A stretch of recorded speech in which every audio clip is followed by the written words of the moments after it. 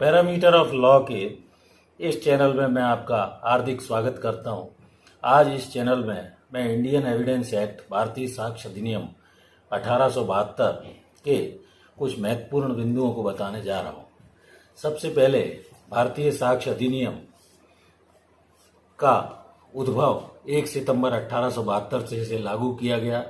ये जम्मू कश्मीर राज्य के सहित संपूर्ण भारतवर्ष पर लागू है। दूसरा, ये जुडिशियल प्रोसीडिंग्स पर लागू होता है और इसके अंतर्गत एफिडेविट, आर्बिट्रेशन के समक्ष कार्यवाही तथा लागू नहीं होती है। साक्ष्य का जो जहाँ तक प्रश्न है, साक्ष्य होता क्या है, इसके संबंध में अलग अलग ज्यूरिस्ट के अलग अलग अभिमत हैं। साक्ष्य अधिनियम को टेलर ने यह कहा है कि बहस को छोड़कर वे सभी विधिक साधन जो किसी भी तथ्य को प्रूव या डिस्प्रूव, सिद्ध या असिद्ध करने के लिए आवश्यक है। इसी प्रकार सामंत ज्यूरिस्ट ने यह परिभाषा दी, कोई भी तथ्य जिसे प्रमाण के रूप में देने की शक्ति हो वो साक्ष्य कहलाता है। जबकि ऑसबर्न डिक्शनरी के अनुसार साक्ष्य से अभिप्राय ऐसे समस्त विधिक तथ्यों से है जिनके द्वारा किसी भी तथ्य को सिद्ध या असिद्ध यानी प्रूव या डिस्प्रूव किया जाता है। इसके अलावा साक्ष्य कई प्रकार की हो सकती है, जैसे डायरेक्ट एविडेंस हो सकती है, किसी व्यक्ति ने चश्मदीद साक्षी के रूप में घटना को देखा है, कौन सा अपराध घटित किया गया है। सर्कमस्टेंशियल एविडेंस हो सकती है, कोई अन्य तरह की यदि साक्ष्य उपस्थित नहीं है, मिली नहीं है उस अपराध के संबंध में, तो मौके पर मौका वारदात, कोई हथियार मिले, कपड़े मिले रक्त रंजित, कोई और परिस्थितियां मिली, वो सर्कमस्टेंशियल एविडेंस के अंतर्गत परिस्थितिजन्य साक्ष्य जिसे कहा जाता है होती है। इसके अलावा प्राइमरी एविडेंस होती है जिसे न्यायालय के समक्ष प्रमाणित करना होता है वैध एवं विश्वसनीय साक्ष्य से, कोई भी ऐसी प्राथमिक साक्ष्य के रूप में होती है। सेकेंडरी एविडेंस भी हो सकती है, जब प्राइमरी एविडेंस मिल नहीं रहा है, नष्ट हो गया है, तो सेकेंडरी एविडेंस के रूप में उसे मामले में प्रमाणित करना होता है। वास्तविक रियल साक्ष्य हो सकती है। उसके अलावा हियर से एविडेंस इज नो एविडेंस, ये कहा गया है। इसके अलावा ओरल एविडेंस होती है जो शपथ पर गवाहों के कथनों से संबंधित होती है। न्यायालय के समक्ष ऑन ओथ गवाहों के कथन लिए जाते हैं। फरियादी हो सकता है, वादी हो सकता है, जो भी मामले से संबंधित है। उसके अलावा दस्तावेजी डॉक्यूमेंट्स जो भी मामले में प्रस्तुत हुए हैं उन्हें प्रदर्शित करते हुए उनके कंटेंट्स आदि के संबंध में जो साक्ष्य दी जाती है वो दस्तावेजी साक्ष्य के रूप में न्यायालय के समक्ष अभिलिखित की जाती है। इसके अलावा जुडिशियल एविडेंस हो सकती है और इसमें कुछ महत्वपूर्ण शब्द होते हैं, जैसे तथ्य होता है। तथ्य का अर्थ है कोई भी ऐसी वस्तु जो अस्तित्व में, एग्जिस्टेंस में है, जिसे उसके अस्तित्व या मानसिक दशा दोनों इसमें आती हैं। मैं कोई चीज़ पढ़ा रहा हूँ, बोल रहा हूँ, देख रहा हूँ, परसीव्ड बाय सेंसेस, या किसी व्यक्ति की कोई अमुक ख्याति है, ये सब तथ्य का विषय होते हैं और इसमें केवल रेलिवेंट यानी सुसंगत तथ्य लिए जाते हैं।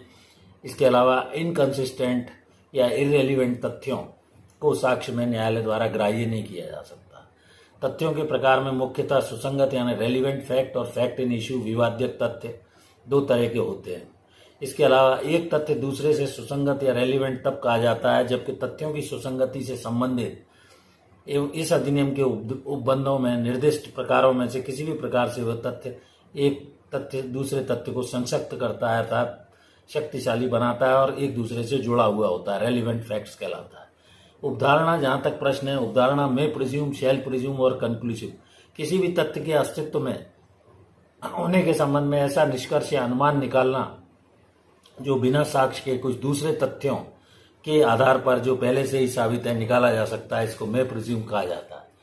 इस उपधारणा का जो स्वरूप होता है वो कोई भी न्यायालय कब उपधारणा करेगा या उपधारणा कर सकेगा या उपधारणा करेगा, इस संबंध में साक्ष्य अधिनियम के अंतर्गत महत्वपूर्ण व्यवस्था दी गई है। साक्ष्य विवाद्यक तथ्यों के संबंध में या रेलिवेंट फैक्ट के संबंध में ही दी जा सकती है और जिन तथ्यों से जो कि इनकंसिस्टेंट है या इररेलिवेंट है उनकी साक्ष्य को न्यायालय साक्ष्य में ग्राह्य नहीं करता। फिर रेस गेस्टे होता है सेक्शन 6, इसमें ये कहा गया है तथ्य जो यद्यपि विवाद्यक नहीं है, फैक्ट इन इश्यू नहीं है, विवाद्यक तथ्यों से इस प्रकार वो जुड़ा हुआ है, संसक्त है कि वे एक ही समव्यवहार के भाग बन गए हैं और इसलिए वे विवाद्यक तथ्यों की तरह वो सुसंगत हो गए हैं। तो ये रेस गेस्टे एक डॉक्ट्राइन है जिसका शाब्दिक अर्थ है कि संबंधित तथ्यों को बताना। इसकी कार्यवाही, रेस गेस्टे का शाब्दिक अर्थ संबंधित तथ्यों को बताना, ये काफी डॉक्ट्राइन ऑफ रेस गेस्टे साक्ष्य अधिनियम में एक इम्पोर्टेंट विषय है। इसके अलावा जहाँ तक साक्ष्य अधिनियम में शिनाख्तगी का प्रश्न है, आइडेंटिफिकेशन परेड का प्रश्न है, यथासंभव मजिस्ट्रेट के द्वारा ये संचालित की जानी चाहिए, यथाशीघ्र होनी चाहिए। और दूसरा, कारागार या जेल में ये संपादित कराई जानी चाहिए। साक्षी को एक एक करके इसमें बुलाया जाना चाहिए। अभियुक्त गणों के स्थान में इसमें परिवर्तन करना चाहिए। अभियुक्त गणों के स्थान के परिवर्तन के अलावा साक्षियों को आपस में मिलने नहीं देना चाहिए। तो इस प्रकार आइडेंटिफिकेशन परेड या कार्यवाही शनाख्तगी संबंधी प्रावधान भी इंडियन एविडेंस एक्ट में रखे गए। विधिमान्य रूढ़ी की अपेक्षा यदि कोई ऐसी कस्टम है जो वर्षों से उस प्रकार के जाति समुदाय में चली आ रही है, तो वो उसको लॉ के ऊपर प्रिवेल करने का प्रावधान रखा गया है। ये प्राचीन होनी चाहिए, निरंतर और रूढ़ी इस तरह की युक्त हो, रीजनेबल हो, समुदाय विशेष में लंबे समय से मानी जा रही है, शांतिपूर्ण तरीके से वो लोग उपयोग कर रहे हैं उस रूढ़ी का, अनैतिक नहीं है, इमोरल नहीं है, पब्लिक पॉलिसी के अगेंस्ट नहीं है। तो इस प्रकार की विधिमान्य रूढ़ी की अपेक्षा लॉ करता है और इसको भी साक्ष्य की दृष्टि से उसका विधिक महत्व है। इसके अलावा एक एडमिशन का भी प्रोविजन भारतीय साक्ष्य अधिनियम में रखा गया है। स्वीकृति क्या होती है, एडमिशन, इसके संबंध में बतलाया गया है। स्वीकृति किसी पक्षकार के या अन्य व्यक्ति के द्वारा दिया गया ऐसा लिखित या कोई भी ओरल और मौखिक कथन है जो विवाद्यक तथ्य या सुसंगत तथ्यों से के संबंध में किसी धारणा को जो इंगित करता है। ये स्टीफन के द्वारा एडमिशन के संबंध में कहा गया है। इसके अलावा अपेक्षाएं, स्वीकृति स्पष्ट होनी चाहिए, निजी ज्ञान पर आधारित हो वो एडमिशन, और स्वीकृति के प्रकार में न्यायिक स्वीकृति और न्यायतर स्वीकृति आती हैं। तो ये एडमिशन का भी इंडियन एविडेंस एक्ट में अत्यंत महत्व है। इसके अलावा कन्फेशन की व्यवस्था दी गई है सेक्शन 24 से। संस्वीकृति जिसे कहा जाता है, ये अपराधी के द्वारा की जाती है, अभियुक्त द्वारा अपराध को स्वीकार किए जाने को संस्वीकृति कहा जाता है। और संस्वीकृति की आवश्यकता क्यों पड़ती है कि वो मजिस्ट्रेट के समक्ष की जानी चाहिए, अभियुक्त द्वारा की जानी चाहिए। अपराध को स्वीकार करने में संस्वीकृति होती है, स्वैच्छिक होनी चाहिए, वॉलंटरली। ये Palvinder Kaur versus state of Punjab का एक 1952 का मामला AIR में पब्लिश हुआ था SC 354 पर। इसके अलावा संस्वीकृति के प्रकार भी न्यायिक संस्वीकृति और न्यायतर संस्वीकृति होते हैं। इसके अलावा न्यायतर संस्वीकृति मजिस्ट्रेट से भिन्न किसी भी व्यक्ति के समक्ष की जा सकती है, जबकि न्यायिक स्वीकृति जुडिशियल कन्फेशन जो होता है वो धारा 164 CRPC के अंतर्गत कलमबद्ध बयान मजिस्ट्रेट के समक्ष लिया जाता है। संस्वीकृति कब अग्राह्य होगी, जब वह पुलिस अभिरक्षा में रहते हुए मजिस्ट्रेट से भिन्न अन्य व्यक्ति से की जाए और उत्प्रेरणा, धमकी या वचन द्वारा प्रेरित हो। इसके अलावा धारा 32 में डाइंग डिक्लेरेशन या मृत्युकालिक कथन के संबंध में विधिक प्रावधान दिए गए हैं जो मृत्यु से संबंध में होते हैं, और ये माना जाता है कि व्यक्ति अंत समय में जब मृत्यु के निकट होता है तो वो सत्य बोलता है, उसके द्वारा झूठ नहीं बोला जा सकता। तो धारा 32 के अंतर्गत जो व्यक्ति मृत्यु को प्राप्त होने वाला है या हो गया है और जो मिल नहीं सकता है, जो साक्ष्य देने के लिए असमर्थ हो गया है, ऐसे व्यक्ति के कथन मृत्यु के समय लिए जाते हैं, जो मजिस्ट्रेट या डॉक्टर के द्वारा लिए जाते हैं। अयुक्तियुक्त उसमें व्यय या विलंब के बिना ऐसे व्यक्ति के कथन नहीं लिए जा सकते, साक्ष्य में नहीं बुलाया जा सकता। साक्ष्य देने के लिए वो व्यक्ति असमर्थ हो गया है तो डाइंग डिक्लेरेशन के रूप में उस व्यक्ति के जो मृत्यु को प्राप्त हो गया है या मिल नहीं सकता है, कथन सुसंगत कथनों के रूप में डाइंग डिक्लेरेशन को माना गया है। मृत्युकालिक जो कथन है, डाइंग डिक्लेरेशन है, वो धारा 32 के अंतर्गत जब वे मृतक द्वारा मृत्यु के पूर्व दिए गए हों तभी ग्राह्य होंगे, सुसंगत होंगे। मृत्यु के कारणों से वो संबंधित होने चाहिए कथन। दूसरा, मृत्यु के कारणों के संबंध में परिस्थितियों को वो कथन बतलाए, ऐसी व्यवस्था होनी चाहिए। इसके अलावा मृत्युकालिक घोषणा के साक्ष्य में ग्राह्यता के मुख्य आधार ये हैं, मृत्यु को प्राप्त होते हुए व्यक्ति के अधरों या होंठों पर सही बात आती है, सही सत्य का वास होता है। इस धारणा पर ये मैथ्यू अर्नोल्ड ने कहा है, मृत्युशैया पर व्यक्ति कभी झूठ नहीं बोलता है और वो सत्य के निकट होता है, न ही किसी निर्दोष व्यक्ति को वो अपराध में फंसाता है या लिप्त करने की बात सोच सकता है। शारदा बनाम state of Rajasthan AIR 2010 SC 408 में ये व्यवस्था दी गई है। और इस प्रकार कुछ महत्वपूर्ण अन्य प्रावधान भी भारतीय साक्ष्य अधिनियम 1872 में रखे गए हैं। जैसे निर्णय दो तरह के होते हैं, एक जजमेंट इन रेम होता है और एक जजमेंट इन पर्सोनेम होता है। जजमेंट इन रेम का अर्थ है जो निर्णय संपूर्ण विश्व पर बंधनकारी होता है वो जजमेंट इन रेम कहलाता है, जबकि जो पक्षकारों के मध्य बंधनकारी होता है वो जजमेंट इन पर्सोनेम कहलाता है। इन्हें लोकलक्षी और व्यक्तिलक्षी निर्णय भी कहा जाता है। अब ओपिनियन ऑफ एक्सपर्ट के संबंध में भी धारा 45 से इंडियन एविडेंस एक्ट में विशेषज्ञ कौन होते हैं? ऐसे व्यक्ति विशेषज्ञ कहलाते हैं जिन्हें उस विशेष विषय का विशेष ज्ञान होता है और जिनमें अभ्यास, अनुभव तथा विशेष अध्ययन उस विषय का वो रखते हैं। इंडिया टूरिज्म डेवलपमेंट कॉरपोरेशन बनाम मिस सुमान लिग वियर AIR 2015 NOC 56 दिल्ली में ये व्यवस्था दी गई है।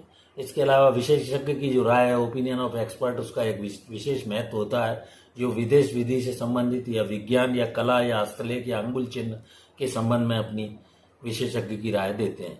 न्यायालय के समक्ष इन विशेषज्ञों के द्वारा दी गई जो भी राय है वो सुसंगत साक्ष्य के रूप में ग्राह्य की जाती है। अब इसके अलावा एक अन्य प्रावधान शील के संबंध में बतलाया गया है। दांडिक मामलों में अभियुक्त का पूर्वतन जो कैरेक्टर है, प्रीवियस कैरेक्टर, वो अच्छा शील सुसंगत है, रेलिवेंट माना गया। शील या पूर्व लैंगिक अनुभव का साक्ष्य स्त्री की लज्जा भंग करने या बलात्संग के मामले में सम्मति के तौर पर सुसंगत नहीं होता है। इसके अलावा अभियुक्त का पूर्वतन बुरा शील भी रेलिवेंट नहीं है। सिविल मामलों में नुकसानी पर प्रभाव डालने वाले शील का साक्ष्य सुसंगत होता है। इसके अलावा किन मामलों में तथ्यों का साक्ष्य दिया जाना आवश्यक नहीं है? वे तथ्य जिनकी न्यायालय हमेशा न्यायिक अवीक्षा करते हैं, अर्थात जुडिशियल नोटिस लेते हैं। वे तथ्य जो स्वीकृत या एडमिटेड कर लिए गए हैं, उनकी साक्ष्य देने की आवश्यकता नहीं है। अर्थात जो तथ्य न्यायालय जुडिशियल नोटिस लेता है या जो तथ्य एडमिट कर लिए गए हैं, उनकी न्यायालय के समक्ष साक्ष्य द्वारा प्रमाणित करने की आवश्यकता नहीं होती है। अब एक अन्य प्रावधान इंडियन एविडेंस एक्ट में रखा गया है, मौखिक साक्ष्य कैसे होने चाहिए। मौखिक साक्ष्य डायरेक्ट होना चाहिए। ओरल एविडेंस जो भी है वो डायरेक्ट हो, ऐसे व्यक्ति का हो जिसने स्वयं किसी तथ्य को देखा है, सुना है या अपनी इंद्रियों से उसे बोधगम्य किया है, इंद्रियों से उसे परसीव किया है। दस्तावेजी साक्ष्य कैसा होगा? डॉक्यूमेंट्री एविडेंस प्राथमिक और मूल दस्तावेज के रूप में होगा। उसके अलावा द्वितीयक साक्ष्य से अभिप्राय है कि मूल की प्रमाणित प्रतिलिपि उसकी यांत्रिक मैकेनिकल प्रोसेस द्वारा तैयार की गई विधि के द्वारा प्रतियां, मूल से तुलना करके बनाई गई प्रतियां, इसके अलावा प्रतिलेख और मौखिक वृत्तांत, ये सब सेकेंडरी एविडेंस के रूप में माने जाते हैं। सेकेंडरी एविडेंस कब ग्राह्य होगा ये भी मैं बतलाता हूँ। जब मूल दस्तावेज विपक्षी के कब्जे में है, खो गया है, मिल नहीं रहा है, नष्ट हो गया है, स्थानांतरित किए जाने योग्य नहीं है, ट्रांसफर करने योग्य, जब मूल की अंतर वस्तुओं एवं अस्तित्व को स्वीकार कर लिया गया है, तो ये द्वितीयक साक्ष्य तब ग्राह्य होता है। इसके अलावा एक महत्वपूर्ण प्रावधान लोक दस्तावेज, पब्लिक डॉक्यूमेंट के संबंध में। वे दस्तावेज लोक दस्तावेज हैं जो प्रभुताकारी संपन्न अधिकारी के शासकीय निकायों एवं अधिकरणों को विधायी, न्यायिक एवं कार्यपालक लोक ऑफिसरों के कार्यों के अभिलेख पर आधारित हैं। सभी दस्तावेज, शेष सभी जितने दस्तावेज होंगे वो प्राइवेट दस्तावेज कहलाएंगे।